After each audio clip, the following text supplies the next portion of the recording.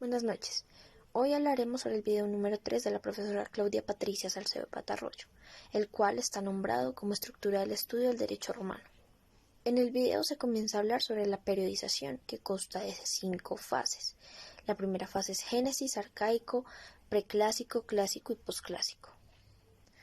También nos dan a conocer la estructura de estudio del derecho romano, la cual consta de 2 fases, la general y la especial.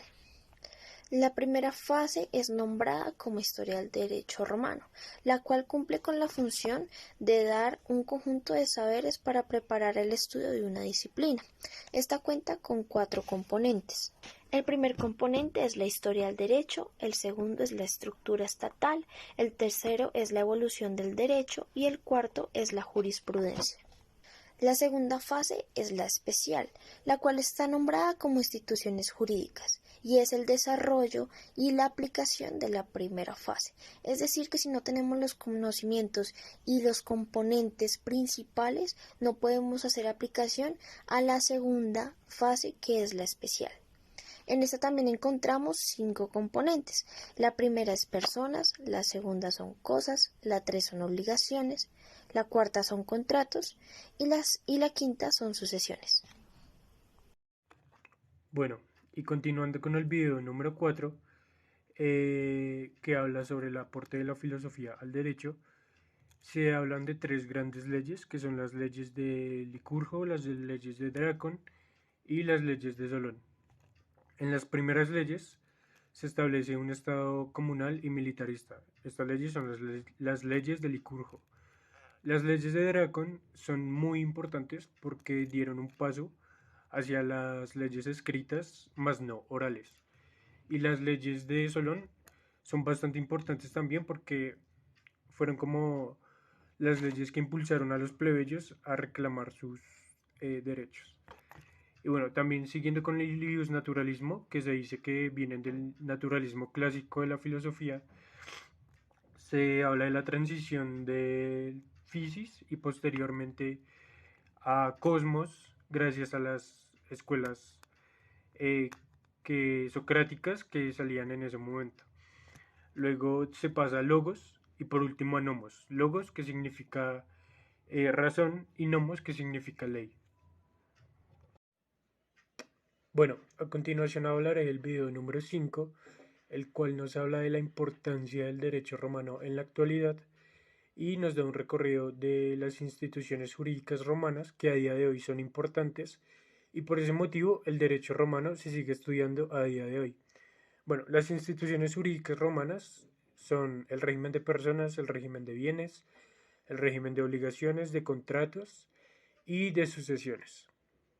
Y bueno, también es importante hablar de que la vivencia eh, es algo que se daba en el estadio romano, a ese contexto de territorio romano, el cual se da en la fundación de Roma en la Edad Antigua, alrededor del año 753 a.C. Posterior a esto, se da la supervivencia en la Edad Media, que va hasta la Edad Moderna, más o menos desde el año 476 después de Cristo hasta el 1453, en la conquista bueno, cuando se crea el Imperio Otomano, mejor dicho. Y también a día de hoy tenemos la pervivencia, que es ya un estadio único, no como en la vivencia que era a nivel Roma, sino esta vez ya es universal, de todo el mundo. Y la pervivencia ya es de la contemporánea hasta la actualidad. Y bueno, digamos, para finalizar este tema del video número 5 se habla que la influencia del derecho romano aquí en Colombia se da en el Código Civil colombiano. Muchas gracias. Bueno, y cerrando mi participación con el video número 6, les vengo a hablar de lo que habla este video, que es de la interrelación que existe entre el derecho romano y el Código Civil colombiano. Existe la influencia del derecho romano en las instituciones jurídicas, tanto en derecho público como en derecho privado. El Código colombiano tiene muy en cuenta el derecho romano y las instituciones jurídicas romanas. Bueno, voy a mencionar los regímenes y voy a mencionar pues qué artículos tiene y qué derechos desarrolla. Entonces el primer régimen es el de las personas, que desarrolla los derechos personalísimos, y este se puede encontrar en el libro primero, en el artículo del artículo 73 al artículo 652. El segundo régimen es el de bienes. Este desarrolla los derechos reales. Se encuentra en el libro segundo, de los artículos 653 al artículo 100. El régimen de sucesiones está en el libro tercero, de los artículos 1008 a 1493, o sí, 93, y desarrolla los derechos universales. Y el régimen de las contrataciones está en el libro cuarto, de las contrataciones y obligaciones está en el libro cuarto, y este último libro, el libro número 4, el cuarto, con el régimen de contrataciones y obligaciones, desarrolla el derecho personal. Muchas gracias. Bueno, ahora seguimos con la definición de derecho romano.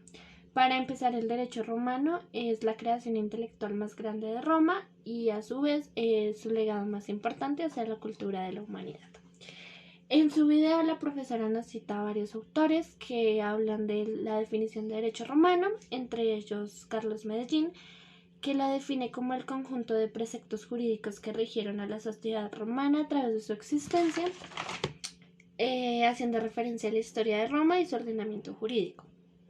Para sintetizar todas estas definiciones, la profesora nos da una definición propia que habla del derecho romano como el ordenamiento jurídico de Roma durante toda su historia.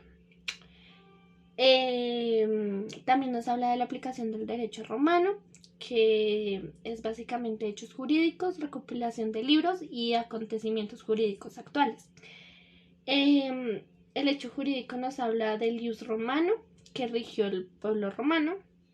La recopilación de libros nos habla del corpus iuris civilis, donde se encuentran bastantes libros jurídicos vigentes y es el gran cuerpo del derecho. Y por último, el acontecimiento jurídico actual, que habla de la tradición jurídica romana hasta la actualidad, que ha sobrevivido a través de la historia. Y por último, recordar que el derecho romano es objeto de estudio como disciplina jurídica denominada romanística.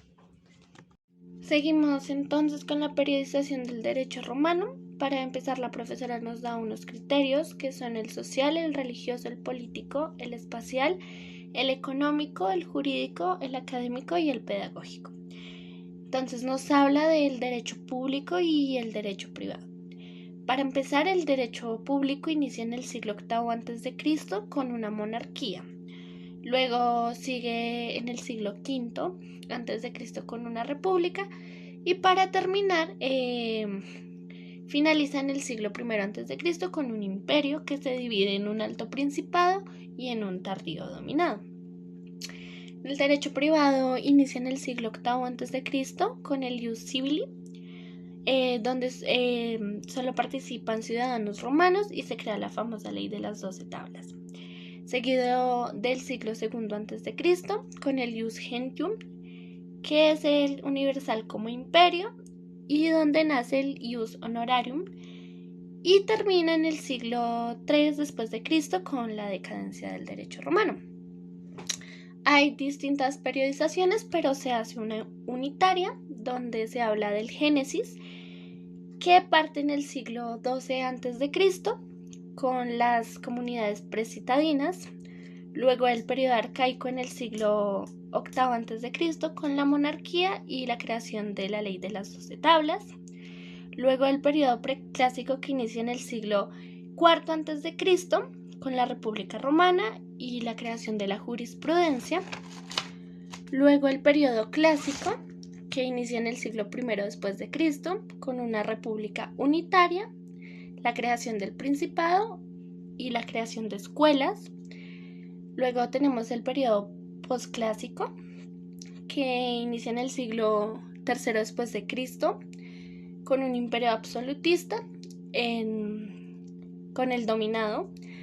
Y por último, el imperio Justiniano, que inicia en el siglo VI después de Cristo, donde se crea el Corpus Juris Civilis, y pues inicia el imperio bizantino. Buenas tardes, mi nombre es Paula Palma y hablaremos sobre la conexidad y la complementariedad. En la conexidad y la complementariedad encontramos el derecho público y el derecho privado, relacionándolos con el derecho objetivo y subjetivo. El derecho público vendría siendo el derecho objetivo, donde encontramos las normas jurídicas las cuales rigen la conducta del individuo, teniendo elementos constitutivos los cuales incluyen población, territorio y gobierno. Por otro lado, está el derecho privado, el cual vendría siendo el derecho subjetivo. El derecho subjetivo está limitado por el derecho objetivo, pertenece a una facultad la cual otorga normas jurídicas hacia el ciudadano, otorgándole, por ejemplo, el derecho al voto y a ser votado, al libre ejercicio de la política, a la libertad de expresión, entre otras. Por otro lado, no menos importante, encontramos un puente de unión llamado derecho procedimental, creando herramientas jurídicas, integrando así el derecho público y el derecho privado, pasando de la teoría a la práctica. La periodización. A partir de una línea de tiempo, la periodización del derecho romano sería de la siguiente manera. Génesis, siglo XII a.C., iniciando con las comunidades precitadinas, encontrando tribus como Rames, Titíes y Lúceres. Arcaico, en el siglo VIII a.C., se va formando la Civitas Scriptoria con una forma de gobierno llamada la monarquía. En esta época había una fase de crisis. Preclásico, siglo IV a.C., sucedió el acuerdo de Patricio Plebeyo para lograr una república nacional democrática participativa, donde también encontramos una fase de asentamiento y crisis. Clásico, siglo I a.C., teniendo a Octaviano como primer príncipe de la República Universal como una forma de gobierno llamado el Principado. Postclásico, del siglo III después de Cristo, empezamos con lo que Douglas ya no es el primer emperador, iniciando un imperio absolutista llamado Dominado. Encontramos la fase del imperio justinianeo como último emperador del imperio justiniano. Muchas gracias.